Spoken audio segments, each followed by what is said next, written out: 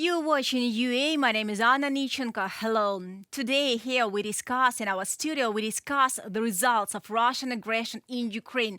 I mean, the results in Russia, in Ukraine, and in the whole world. Today, we will discuss U.S. Secretary of State Antony Blinken South Africa trip as the way to stop this aggression against Ukraine and against the whole world. Now, we will discuss the situation with our guest, VOLODYMYR DUBOVYK, Director of the Center for the International Studies. Hello, Mr. Dubovik, and welcome. Hello, thank you for having me. These days, Mr. Blinken has been to Republic of South Africa, the Congo, Rwanda. What are the main results of this visit? Well, we'll see about the results later, but we can see what he's trying to do, what Washington is trying to do. They're trying to counter Russian narratives in Africa. And frankly, those Russian narratives have been successful to a certain extent, to a large extent, trying to blame the West and the NATO and US on the ongoing Russian aggression against Ukraine. Shifting the blame from the actual culprit and the actual perpetrator, which is Russian Federation, onto Ukraine and Ukraine supporters in the West. Why Africa matters is because there are many countries there, and they have their seats at the United Nations, for instance. And they also been affected by this shortage of food supply from both Ukraine and Russia. Being soybean and sunflower oil and grain and wheat and stuff like that, which was shortened, that supply, by the fact of Russian aggression and Russian blockade of Ukraine's Black Sea ports. But Russia has been trying for months already to show that it's not their fault, that it's not because of Russian aggression, Russian blockade of Odessa and other ports, but it is because there are sanctions on Russia placed by the West, which is a complete misconstruction, because no, it is because of their aggression and their blockade. So West is trying to help us not just militarily, sending weapons to us, not just sending humanitarian assistance, but also in a big ideological propaganda information war. And this is becoming global already. The global south, so-called global south, to which Africa belongs, is part of this information warfare. Russia is trying hard, and we know that Minister Lavrov, Minister of Foreign Affairs of Russia, has been there as well, trying to peddle this line of thought that you see, aggressive West, imperialist West is somehow behind the whole war. And it is very important then for others, our allies in the West, to try to counterweigh this, to countervalue this with their own narratives and messages. And frankly, they've been trying quite recently. Mr. Macron, president of France, was also in Africa in several places. And he also said, look, you need to see who is real imperialist here. It's Russia. You need to see who is waging the war and who is to blame for the shortage of the food supplies. And you need to see, if you're trying to be a democratic society, you need to see which country is democratic and which one is authoritarian in this Russia-Ukraine conflict. So we should probably see it all in this context, I think. Let's listen now, Mr. Blinken, what he said being in this trip in South Africa. The problem that we have with Russia's aggression against Ukraine is that it's not only an aggression against another country, it's an aggression against the foundational principles of the international system. Multilateralism, something that we both believe in and invest in. The United Nations Charter, which puts at its heart the sovereignty and independence of nations. And it was created in large part to try to, after 2 world wars, to make sure that there wasn't another one. And the basic principles that it established were designed to do that. But if we allow a big country to bully a smaller one, to simply invade it and take its territory, then it's going to be open season.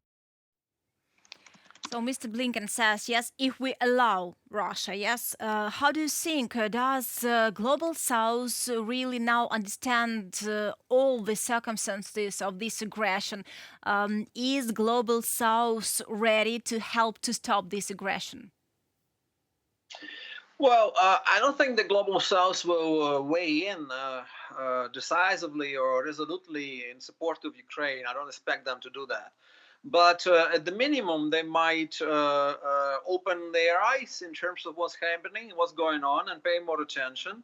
and definitely stop buying Russian propaganda, stop believing Russian propaganda. That would be already a big result.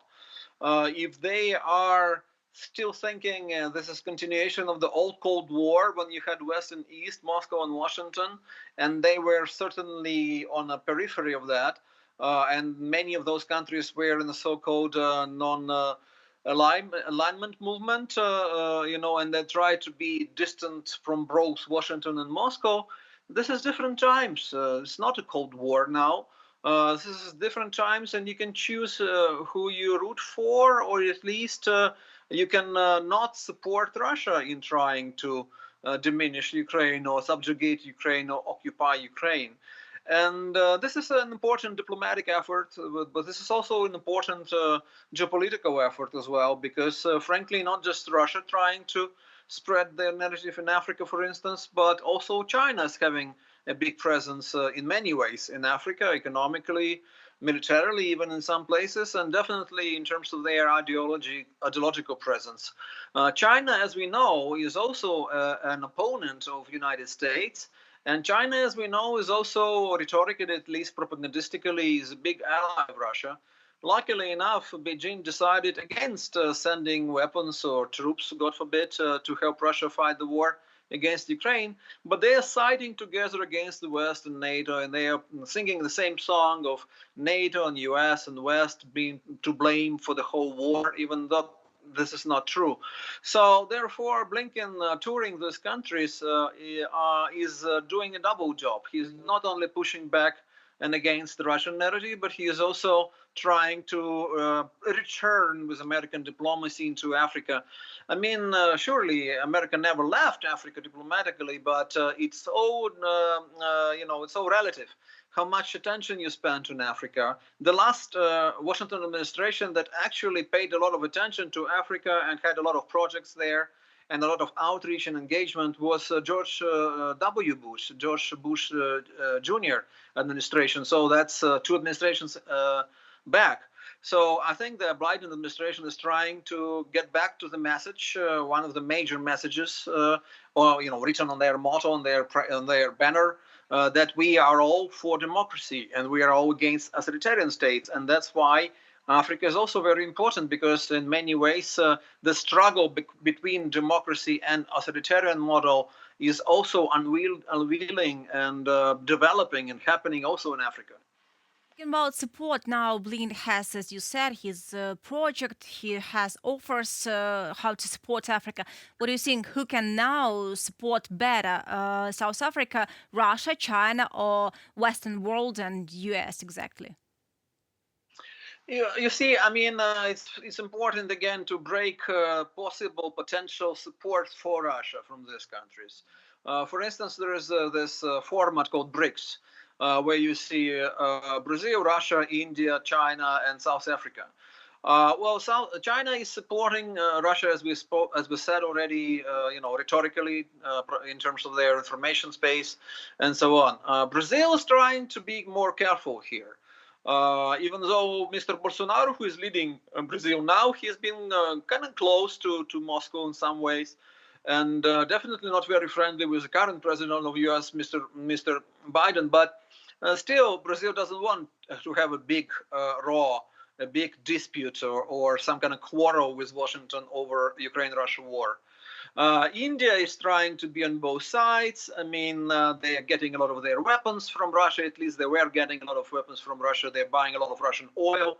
But at the same time, they depend on American support in their positioning in Asia, vis-a-vis Pakistan, vis-a-vis China. So India is trying to balance their game as well. And South Africa, going back to Africa, is a complicated case. A lot of their thinking on the situation is dictated, is influenced by their thinking during the times of apartheid, when the West was supporting the apartheid regime, the white power regime, which was in place, and the Moscow was trying to support the opposition, the African National Congress, Nelson Mandela. And a lot of people in South Africa are still looking at this, at everything that happens in the war through the prism of that old prism of those times, of 1980s, 1970s, and so on. And that's why it's so difficult to change the narrative in South Africa.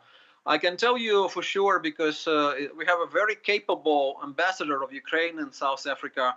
Actually, my former student, Odessa, Lyubov Abravitova, who is doing her best, and she's super active, very creative in trying to explain what's going on and why Ukraine is a victim of aggression and why they need to support Ukraine in many ways. And she's achieving some results, but it's incredibly difficult still to change the narrative, which is focused always on this old picture of imperialist West, which is standing behind most wars in the world.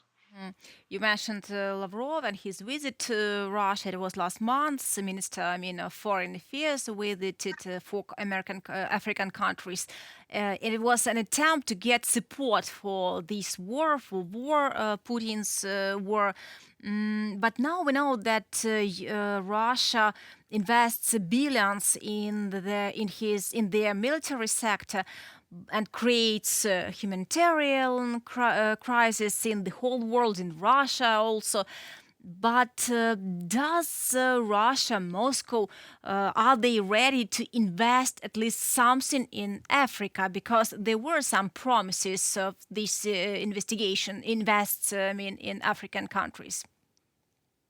Yeah, they were trying to and still trying to. I mean, they're using all sorts of channels, like, for instance, the private military company Wagner is very active in Africa in recent years, in places like Central African Republic or Sub-Saharan Africa and other places as well. In Sudan, for instance, Russia is basically looting South Sudan and then using some of that money to fund their war against Ukraine.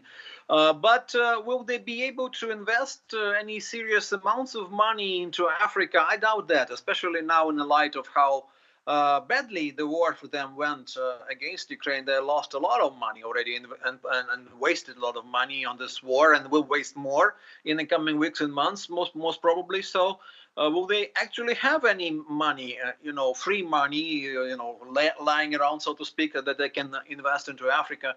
I think smart Africans understand that Russia would probably not have enough of the investment of the funds to support their economies and trade with them and so on. They understand that America will, and European Union will, and China will, and therefore they're trying to to balance their chances and not to get too cozy with Russia, which is actually now having a difficult moment with this war against Ukraine, and a lot of countries being united in the anti-Russian and pro-Ukrainian coalition. So a lot of people in Africa are actually trying to be very careful in terms of not supporting Russia openly. Speaking about this careful position, I'd like you to listen to South Africa Foreign Affairs Minister, what she said, and to comment. Russia is a very negligible economic partner for South Africa. Our trade with Russia is less than $4 billion annually, compared to the $20 billion that I referred to earlier with respect to the United States. So this fear that we exist under some push is, I think, a totally, really unfounded belief in the relationship that we have with either country. What do you think about this fear and about these relationships? That's a good illustration to what I was just talking about. South Africa cares more about American investment, obviously, and trade with America, and also with European countries. $4 billion, that's a big number, but obviously more has been floating with the US, and they don't want to break any pots, to have any quarrel with Russia. They don't want to have to be in a position that they have to stand up and say publicly we decry or we criticize Russian aggression against Ukraine.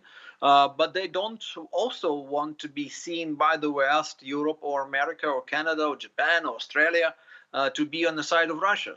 So that's why they're really trying to be careful here. And, like I said already, if we cannot have their active support, the African countries, we being Ukraine, then at least for us it would be great if they don't support Russia if they don't, help Russia or extend the helping hand to Russia.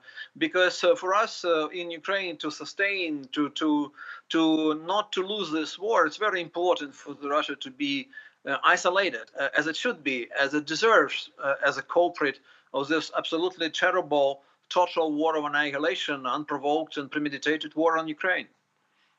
Have one more question about the strategy, African strategies that Blinken brought to Africa in his trip, in his visit. He told about health infrastructure, and also he told about climate changes. In all these spheres, U.S. is ready to help Africa. In which sphere this help would be, I don't know, bigger, more important for Africa?